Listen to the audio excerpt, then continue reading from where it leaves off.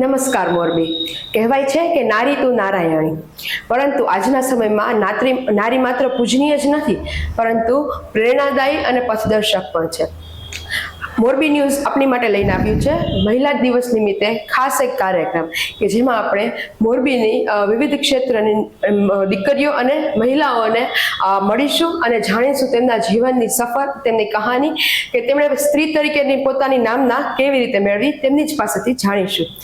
આજે આપણી સાથે જોડાઈ ગયેલી છે એક એવી વ્યક્તિ કે જેમણે શિક્ષક તરીકે પોતાની આ કારકિર્દીની સફરની શરૂઆત કરી અને આજે મોરબીના શિક્ષણ નિરીક્ષક તરીકે એટલે કે એજ્યુકેશન ઇન્સ્પેક્ટર તરીકે ફરજ બજાવી રહ્યા છે.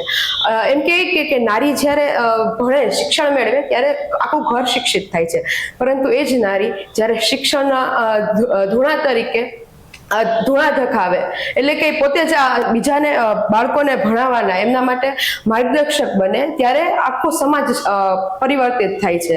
તો આપણી સાથે જોડાઈ ગયેલા છે આજના ખાસ કાર્યક્રમમાં મોરબીના એજ્યુકેશન ઇન્સ્પેક્ટર ધર્મિષ્ઠાબેન કડીવાર.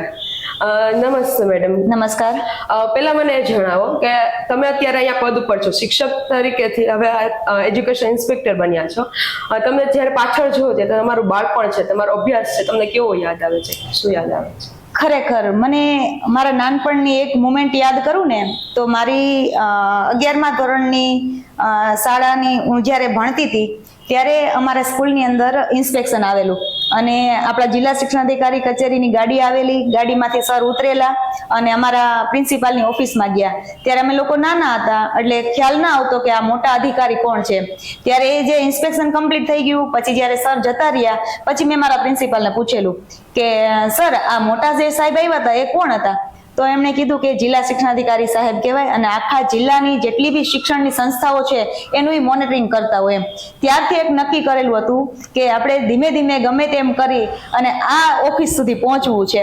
ત્યારે એ ખબર નહીં કે મારું નક્કી કરેલું સપનું છે એ આટલું ઝડપથી સાકાર થશે એનો મને સપનામાં પણ વિચાર નહોતો, પરંતુ એટલું કહી શકું કે આપણે જે નક્કી કરીએ છીએ ને એ યુનિવર્સ દેવા બેઠેલી જ છે અને હું યુનિવર્સની અંદર ખૂબ જ માનું છું કે જે બી આપણે વિચાર કરીએ છીએ ને એ આપણા વર્તનની અંદર પરિણમે છે. ઓકે, બહુ સારી વાત કરી તમે એક એજ્યુકેશન ઇન્સ્પેક્ટર છો. બાળકોની માટે નીતિઓ ઘડવાનું ક્યાંક તમારા અંડરમાં આવતું હશે કે એના માટે શું સારું છે, શું ખરાબ છે ને? બિલકુલ. તો બાળકોની વચ્ચે રહીને શિક્ષક તરીકે બાળકોને ભણાવ્યું ને હવે બાળકો માટે કામ કરવાનું છે, તો કેટલું પરિવર્તન છે વિચારોમાં અને કામમાં બનાવ્યું? વિચારોની અંદર બિલકુલ પરિવર્તન મારામાં નથી આવ્યું અને કામની અંદર થોડું ઘણું પરિવર્તન આવેલું છે. તો પહેલા મારે છે ને એક સ્કૂલનું હેન્ડલિંગ કરવાનું હતું. ઇન્ચાર્જ આચાર્ય તરીકેની મેં કામગીરી કરેલી છે, શિક્ષક તરીકેની કામગીરી કરેલી છે, પણ ત્યારે બી કોઈ દિવસ મેં એવું નહોતું વિચાર્યું કે હું શિક્ષક છું એટલે મારે વિદ્યાર્થીથી આટલું અંતર રાખવાનું, ઇન્ચાર્જ આચાર્ય છું તો મારે સ્ટાફથી આટલું અંતર રાખવાનું. અને આજે પણ હું બિલકુલ એવું નથી વિચારતી કે વર્ગ 2 ના અધિકારી થઈ ગયા છીએ તો આપણે બાકીના લોકો છે ને તુચ્છ સમજવાના. મને એટલી ખબર પડે છે કે જો તમારે કોઈ કામ સારી રીતે લેવું હોય તો તમારે જે બી લોકો સાથે કામ લેવું છે એના જેવા થઈ જશો ને તો તમે કામ લઈ શકશો. દાખલા તરીકે સ્કૂલમાં હું હતી ને મેડમ ત્યારે બાળકોની સાથે બાળકો જેવું વર્તન કરતી હતી. તો કંઈ બી નાનકડી એવી વાત હોય ને તો વિદ્યાર્થી આવીને મને કહે કે મેડમ આજે આમ છે, તો એ ક્યારે આપણને કહી શકે? જ્યારે એને આપણી સાથે પોતીકું લાગતું હોય ત્યારે કહી શકે છે. તો એના ઉપરથી મને ખ્યાલ આવ્યો કે ક્યારેય પણ, અને ઇવન હું મારી વાત કરું મેડમ કે ઓફિસની અંદર છે ને કોઈ બી વર્ગ 1, 2 કે 3 કે 4 કોઈ પણ વ્યક્તિ હોય ને એને પોતાનું સ્વમાન હોય છે. જ્યારે આજે પટાવાળા છે તો એને આપણે તુચ્છ ના ગણી અને ભાઈ તરીકે બોલાવીએ ને ત્યારે એને બહુ જ પોતાની જાત ઉપર ગર્વ થાય છે કે મોટા અધિકારી છે છતાં પણ મારી સાથે પ્રેમભર્યું વર્તન કરેલું છે. તો આપણા કોઈ પણ કામ બાકી નથી રાખતા. એટલે આપણે શિક્ષણની વાત કરી, કન્યા શિક્ષણની વાત કરી, તો તમારા મતે અત્યારે મોરબીમાં કન્યા શિક્ષણની સ્થિતિ શું છે અને એના માટે તમારો વિભાગ હજી સુધારવા માટે બીજા કયા કયા કાર્ય કરી રહ્યો છે?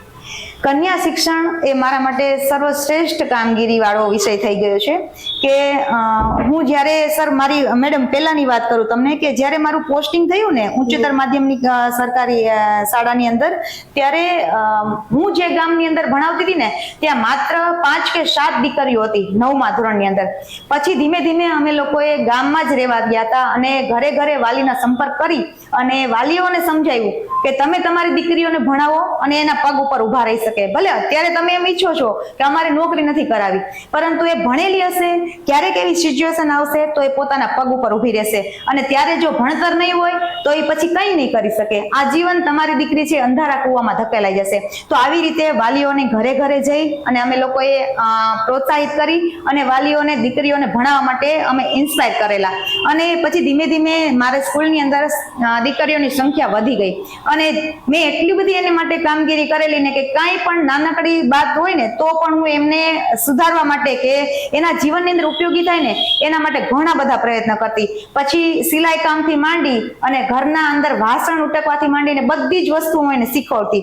કારણ કે મારો શોખનો વિષય હતો કે ઘર વ્યવસ્થિત રાખવું અને એની સાથે સાથે આપણો તાલમેલ કેવી રીતે સાધવો. તો મારા વર્તનની અંદરથી ને દીકરીઓ જોઈ અને શીખતી અને ઘરે જ્યારે એવું વર્તન કરતા ને ત્યારે દીકરીઓની સંખ્યામાં ઉત્તરોત્તર શાળાની અંદર વધારો થતો ગયો. જ્યારે મારી બદલી કચ્છમાંથી અહીંયા થઈ ને ત્યારે ઘણા બધા વાલીઓ મને એવું કહેતા હતા કે હવે અમારી દીકરીઓને અમારે ઉઠાડી લેવી છે, ભણાવવી નથી એમ. ત્યારે મેં એને કીધું કે શા માટે તમે ઉઠાડી લ્યો છો? તમે મારા માટે ભણાવતા હતા, મારા માટે તો ભણાવતા નહોતા, તમે તમારી દીકરીઓને તમારા માટે ભણાવતા હતા. તો હું હોઉં કે ના હોઉં શું ફરક પડે? તો કે ના મેડમ, તમારા જેવું વ્યક્તિત્વ હવે સ્કૂલમાં ના રહે ને તો દીકરીઓ છે એ સેફ ના રહી શકે. ત્યારે મને એમ થયું કે મારા જેવી એક કોઈ શિક્ષિકાને ભરતી થઈ જાય ને તો આ દીકરીઓ છે એ પોતાનું ભવિષ્ય છે એ ઉજ્જવળ કરી શકશે. પછી જિલ્લા શિક્ષણાધિકારી સાહેબની સાથે વાત કરી અને કચ્છમાં એક બેનની ત્યાં પોસ્ટિંગ કરાવેલી અને પછી એ દીકરીઓને ભણવાનો દોર છે આગળ વધી ગયો. અત્યારે હાલની તકે એ દીકરીઓના મને ફોન આવે છે કે ટીચર તમે હતા અને જે અમને ભણતર કરાયું હતું એના આધારે એક બે દીકરીઓ તો આંગણવાડીની અંદર વર્કર તરીકે પણ કામ કરે છે અને હેલ્પર તરીકે પણ જોડાઈ ગયા છે અને એ પોતાના ઘર પરિવારને આર્થિક ટેકો પણ આપે છે અને પોતાનો હાથ પણ છૂટો રહે છે કે કાંઈ બી વસ્તુ લેવી હોય તો એ એમ કહે છે. હવે તો એ દીકરીઓના લગ્ન થઈ ગયા છે તો ઘણી વખત મને ફોનમાં એમ કહેતા હોય છે કે અમારે મારા પતિ પાસેથી પૈસા માંગવા નથી પડતા. થેન્ક યુ ટીચર કે તમે અમને આ બધી પ્રવૃત્તિ શીખવાડી અને આજે અમે અમારા પગ ઉપર ઉભા રહ્યા. મેં કીધું કે તમારી અંદર એ તાકાત હતી, મેં તો ખાલી તમને આંગળી ચીંધ્યાનું પૂન મેળવું છે એમ. તમે લાગણીની વાત કરી, સંબંધની વાત કરી, વિદ્યાર્થીઓ સાથેના હોય કે સહકર્મચારીઓ સાથેના સંબંધ હોય. અમારો એક પ્રશ્ન એ હતો કે આપણે સ્ત્રીઓને લાગણીશીલ કહેવાય છે, અતિશય લાગણી છે. તો તમારા મતે એ લાગણી છે એમની તાકાત છે, કમજોરી છે? બેય છે મેડમ. જ્યારે આપણી પરિસ્થિતિ વિકટ હોય ને ત્યારે એ જ લાગણી છે ને એ આપણી તાકાત બની જાય છે. કે કહેવાય ને કે સ્ત્રીના આંસુ છે ને એ પુરુષને દરેક કામ કરવા માટે પ્રેરક બળ પૂરું પાડે છે.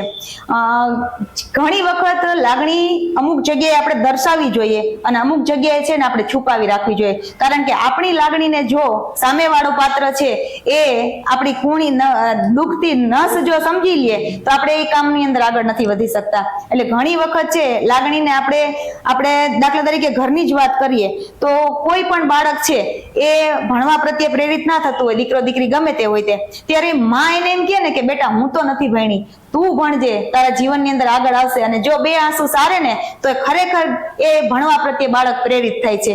એવી જ રીતે કે કોઈ જગ્યાએ આપણે લાગણીવશ આપણા બાળકને આપણાથી દૂર મોકલતા હોય ત્યારે આપણને ખબર જ છે કે એક માનું હૃદય છે દ્રવિત થઈ ગયું હોય છે, પરંતુ ત્યારે એ માં છે ને પોતાના આંસુ છુપાવી દે ને તો એ દીકરો કે દીકરી જ્યારે બહાર ભણવા માટે જાય છે ને તો એ ડેફિનેટલી પોતાના કામની અંદર આગળ નીકળી શકશે. નહીતર શું થશે કે મમ્મી રડે છે ને મારે નથી જવું એટલે એ પોતાનું ભણતર છોડીને પણ ઘરે આવી જશે. એટલે લાગણી છે ને એ બંને પક્ષે કામ કરે છે. એની કમજોર કડી પણ કહી શકાય અને મજબૂત કડી પણ કહી શકાય. પરિવારની વાત કરી તો પરિવારનો સપોર્ટ આમાં તમને કેટલો મળ્યો છે અને કેટલો જરૂરી છે કોઈ પણ સ્ત્રી માટે? મારા પરિવારની વાત કરું તો મારા પરિવારની અંદર સૌથી શ્રેષ્ઠ પરિબળ જો મને કોઈ મળ્યું હોય ને તો એ મારા પતિ છે. આ કેવા ખાતર જ નથી કહેતી, પરંતુ ખરેખર એમના સપોર્ટથી જ હું અહીંયા સુધી પહોંચી શકેલી છું. એવા ઘણા બધા પરિવાર મેં જોયા છે કે જેમાં સ્ત્રી આગળ નીકળતી હોય ને ત્યારે એમના પતિ જ એમને રોકી દેતા હોય છે. અને કેવું થાય છે કે પક્ષીની પાંખ કાપી લે છે અને પછી એને કહે છે કે તું ઉડ, પરંતુ પક્ષી તો ત્યારે ઉડી શકે જ્યારે તમે એની પાંખની અંદર વધારે ને વધારે પીછા ઉમેરી શકો. તો મારા પતિ અને મારો દીકરો બંને જણા મને ખૂબ જ સપોર્ટ કરે છે અને આ સપોર્ટના કારણે જ હું આવી સરસ કામગીરી કરી શકું છું. કારણ કે વર્ગ 2 ના અધિકારી તરીકે અને એમાંય તે જિલ્લા શિક્ષણાધિકારી કચેરીની અંદર સેકન્ડ નંબરની પોસ્ટ કહેવાય કે જિલ્લા શિક્ષણાધિકારી કદાચ હાજર ના હોય તો એજ્યુકેશન ઇન્સ્પેક્ટરની પૂરેપૂરી જવાબદારી આવે છે. અને આ જવાબદારી વાળું કામ તમે ક્યારે કરી શકો? ત્યારે તમને ઘરનો સપોર્ટ હોય તો. કારણ કે 24 કલાક તમારે રહેવાનું તો તમારા તમારા ઘર પરિવારના સ્વજનો સાથે છે. જો તમે ગમે તેવી કામગીરી કરતા હો પરંતુ તમારા ઘરના સપોર્ટ વગર તમે એ કામગીરીની અંદર તમે સફળ નથી થઈ શકતા. સાચી વાત છે. મેડમ, આપણે તમે જે અત્યારે બધી છોકરીઓ છે જે સ્પર્ધાત્મક પરીક્ષાની તૈયારી કરે છે એને શું સંદેશ આપવા માંગશો? બધી જ દીકરીઓને મારે એક જ સંદેશો આપવો છે કે દીકરીઓ, તમે ગમે એટલી તૈયારી કરો, ગમે તે પદ ઉપર પહોંચો, પરંતુ તમે તમારું નારીત્વ ના છોડતા. નારી એટલે કે તમારા જીવનની અંદર ગમે તે વળાંક આવે, તમે તમારા પદને જો તમારે શોભાવવું હોય તો તમારે તમારું જે ગૃહિણી ધર્મ છે ને એને ક્યારેય નહીં છોડવાનો. ગમે એટલા સારા માણસો તમને મળશે, ગમે એટલા ઊંચા પદ ઉપર તમે જશો, પરંતુ જો તમે તમારું નારીત્વ છોડી દેશો ને, કે અભિમાન લઈ આવશો કે હું તો એક અધિકારી બની ગઈ છું અથવા તો હું તો આ સ્ટેજ ઉપર આવી ગઈ છું, હવે મારે આ ના કરવું જોઈએ, તો એ સફળતા છે ને લાંબો સમય સુધી નહીં ટકી શકે. તમારા મેરેજ કદાચ થઈ જશે પરંતુ એમાં પણ વિખવાદ આવી શકશે. તમારે તમારું જીવન સોળે કળાએ ખીલવવું હોય, તમારા પગ ઉપર તમારે ઊભું રહેવું હોય તો તમારો પહેલો ધર્મ છે ઘરને સારી રીતે સંવારવું અને સજાવવું. આ કામગીરીની સાથે સાથે જો તમે કોઈ સ્પર્ધાત્મક પરીક્ષાની તૈયારી કરી શકતા હોય તો મારા તરફથી તમને બધાને બેસ્ટ ઓફ લક. નહીતર જો તમે એવું ઈચ્છતા હો કે અમે આ માત્ર ભણવામાં જ ધ્યાન દેશું, અમે ઘરનું કામ નહીં કરી શકીએ, તો તમે કદાચ ઓન પેપર સફળતા મેળવી શકશો પણ તમારા જીવનની અંદર તમે સફળતા નહીં મેળવી શકો. અને મારો તમને બધાને એક એ સંદેશ છે કે નારી ખરેખર ક્યારે સફળ થાય છે કે જ્યારે પોતે ઓન પેપર પણ સારા માર્ક્સ મેળવી શકે છે, કોઈ પદ મેળવી શકે છે, જ્યારે પોતાના પતિના દિલની અંદર, પોતાના દીકરાના દિલની અંદર, પોતાના ઘર પરિવારના સભ્યોના દિલની અંદર જો સ્થાન મેળવી શકે ને તો એ 100% સફળ ગણાય. છેલ્લો પ્રશ્ન, તમારા મતે સશક્ત નારીની વ્યાખ્યા શું છે?